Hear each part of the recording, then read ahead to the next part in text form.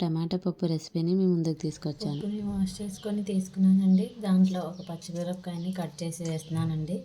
ఇప్పుడు తర్వాత ఒక హాఫ్ ఏమో ఆనియన్ కట్ చేసి వేస్తున్నానండి. చాలా చిన్న ఆనియన్ అండి ఇది.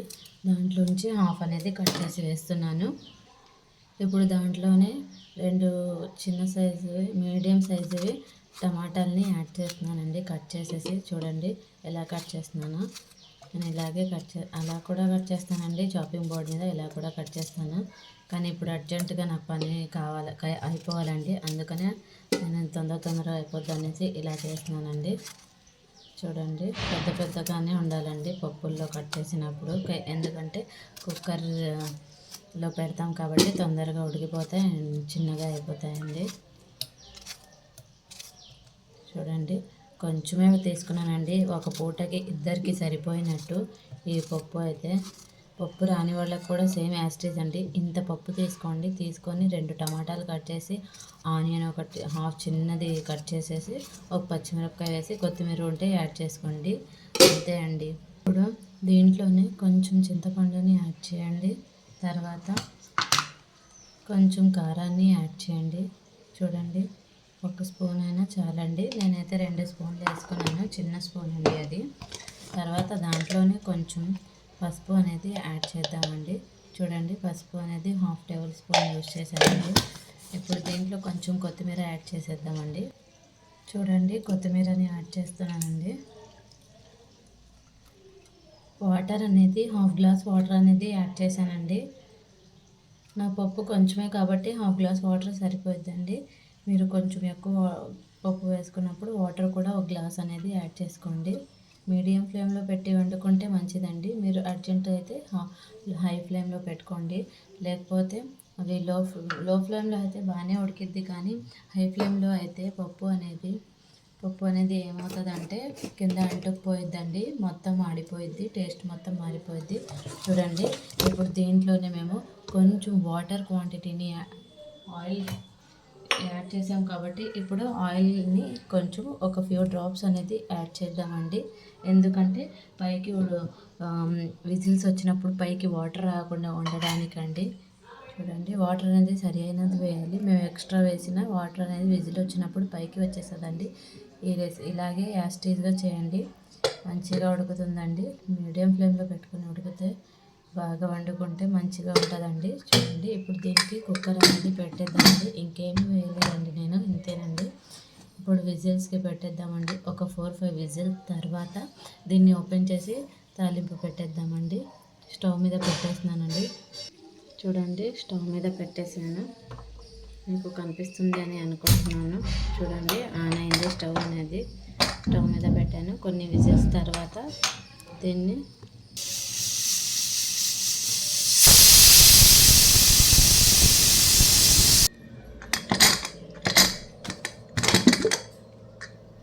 విజిల్స్ అనేవి కంప్లీట్ అయిపోయాయండి. చూడండి నేను ఇప్పుడు కుక్కర్ మూత తీసాను.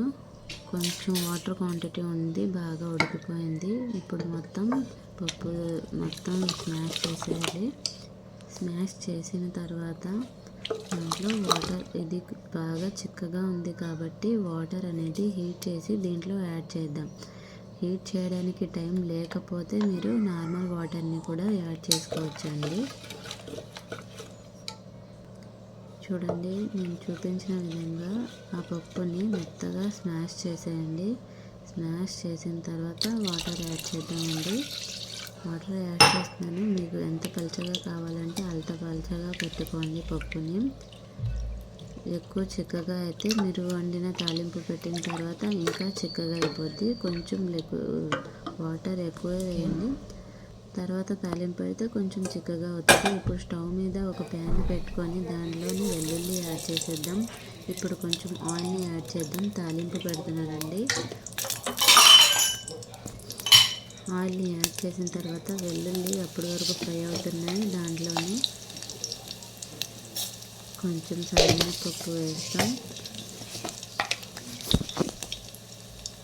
ఆ రెండు కూడా ఫ్రై అవుతూ ఉంటే జీలకర్ర కొంచెం యాడ్ చేద్దాం.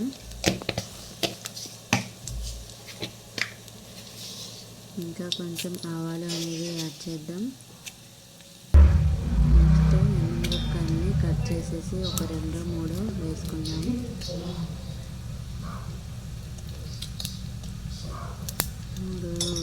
ఎండుమిరపకాయలన్నీ వేసుకున్నాను. ఇవన్నీ ఫ్రై అవుతున్నాయి.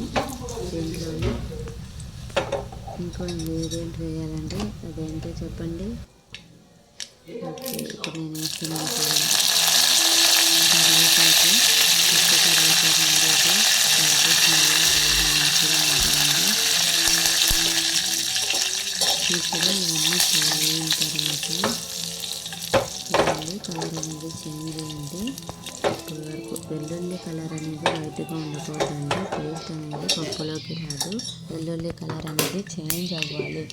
అప్పుడే టేస్ట్ అనేది తాలింపులది పప్పులో వచ్చింది. ఈ మొత్తం ఫ్రై అయిపోయాయి కాబట్టి పప్పు దీంట్లో యాడ్ చేసేసాం. చూడండి ఎంత బాగా తడక అనేది ఈ పప్పుకి వేసాము. అంతే, ఎంతో రుచికరమైన టమాటా పప్పు అనేది రెడీ. ఇప్పుడు ఇలా ఉందా, కొంచెం సేపటికి మళ్ళీ ఇది గట్టిగా అయిపోద్ది. Thank you very much watching my channel.